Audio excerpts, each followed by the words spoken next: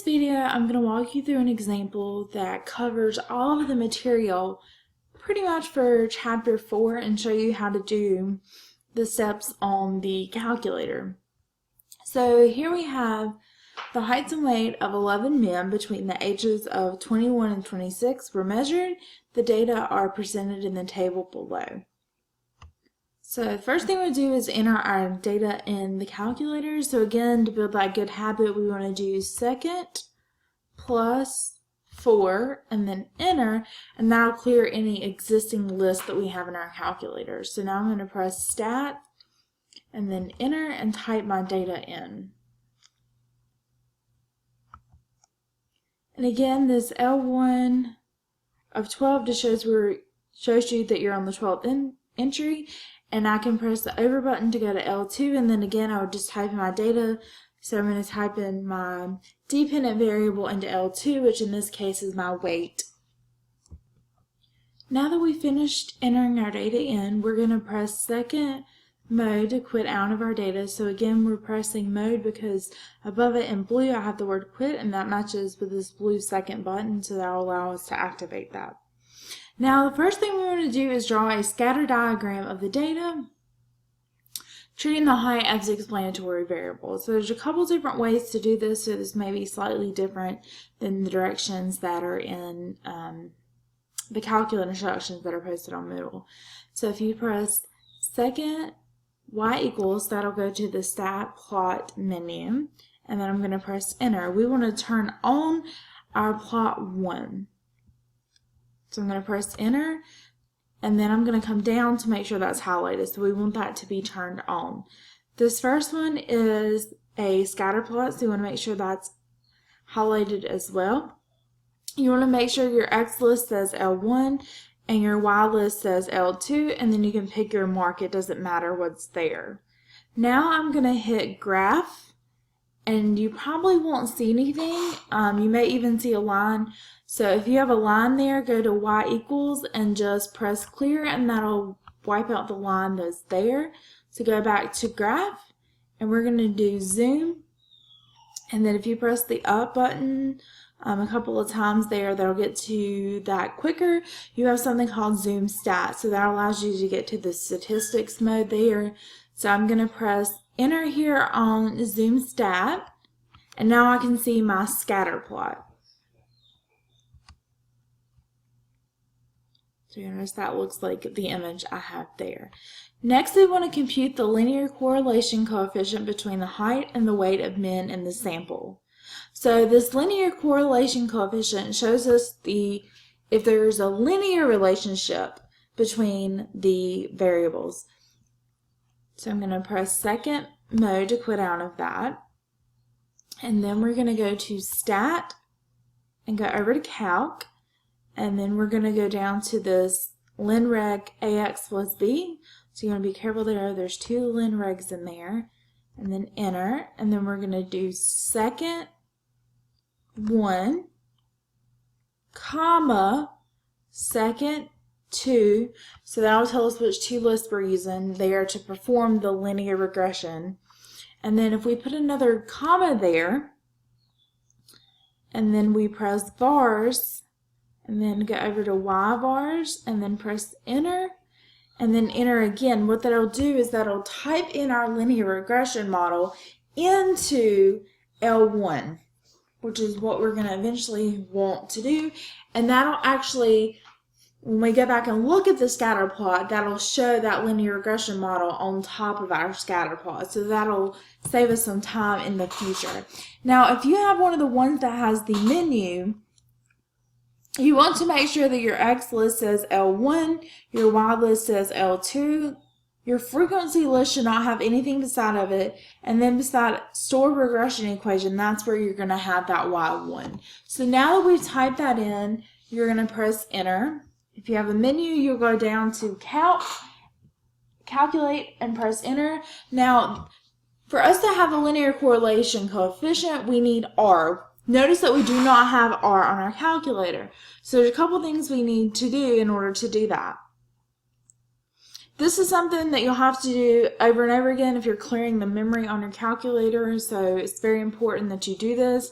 So keep in mind that you probably don't want to clear your calculator memory that often until we get past chapter 4. I would say past the midterm actually. So we're going to do second 0, so that'll go to the catalog. And then if we scroll down, we're going to find something called diagnostic on. So you'll scroll for a while.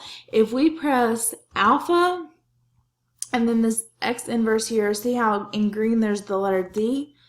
And then alpha D again, sometimes it takes twice. That'll get us to the D's in the menu, and we're going to scroll down until we get to diagnostic on.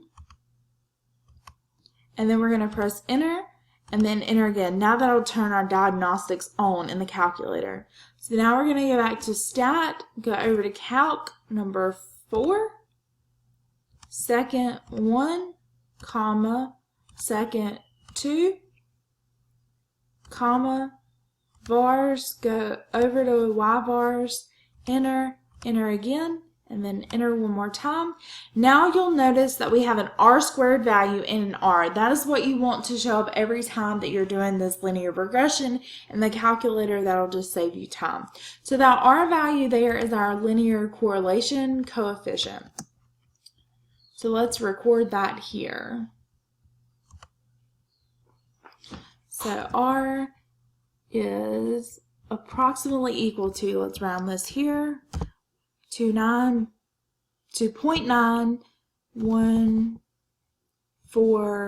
Okay.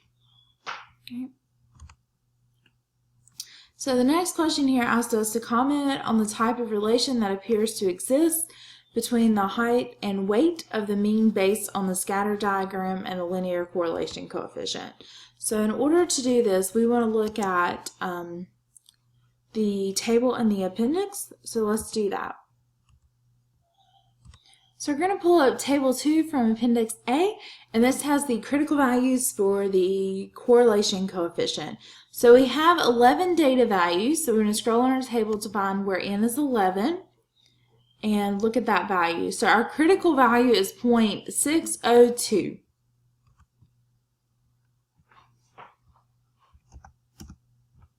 So we have that for n equals 11, the critical value is 0.602, and since the absolute value, and I'll explain that in a second, of r is greater than the critical value and r is positive, a positive linear relation exists. Okay, so the reason we're looking at the absolute value of r is because r may be negative. So if we have a negative value of r, that is representing a negative linear relation. So we compare the absolute value because the critical values are always positive, and that's the only way we can truly compare those. So when r is positive, we're looking at a positive linear relation, and if r is negative, we're looking at a negative linear relation, only when the absolute value is greater than the critical value. Now, part D asks us to find the least squared regression line, treating the height as the explanatory variable and the weight as the response variable. So we already have done that. That's our linear regression in the calculator here.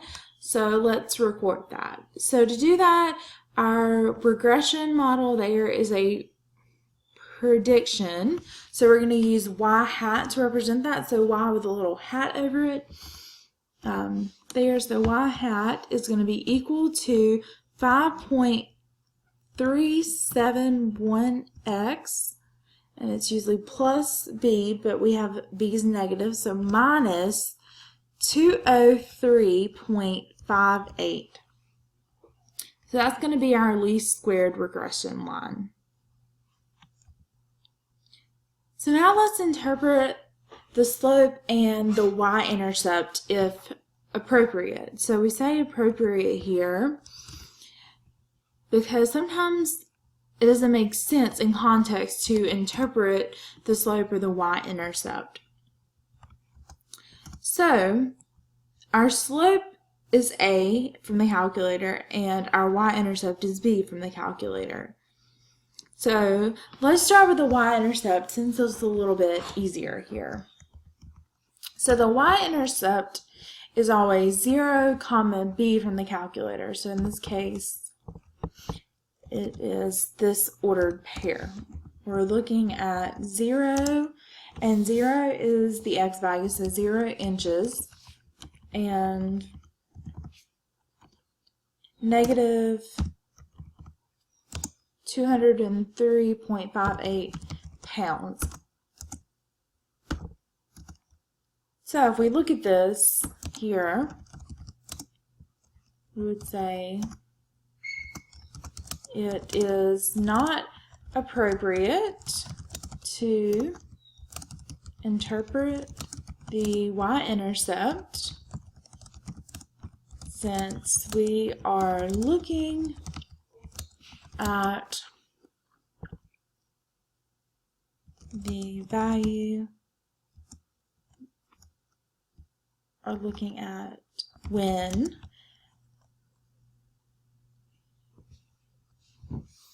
or let's rephrase this. So since we are referring to a height of 0 inches, which does not make sense. Right? So now let's go and look at the slope here.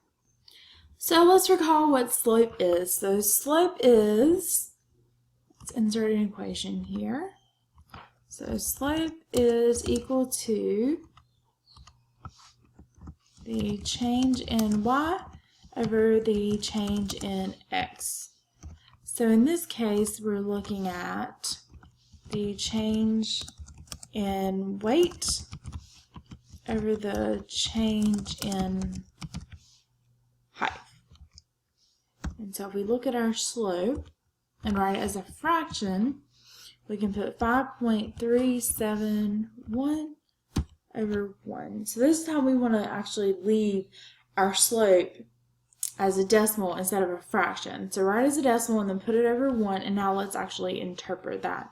So we can say for each additional inch that a man who is between the age of 21 and 26 grows, he gains 5.371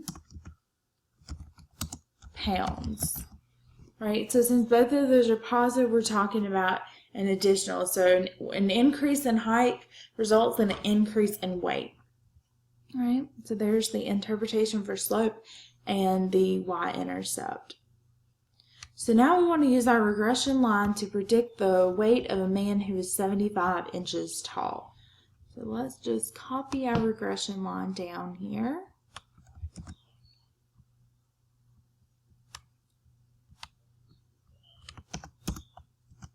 And so what we're going to do is we're just going to plug in that value for x. So I'm simply going to replace my x value here with 75. So let's do that here. So we're going to replace x with 75.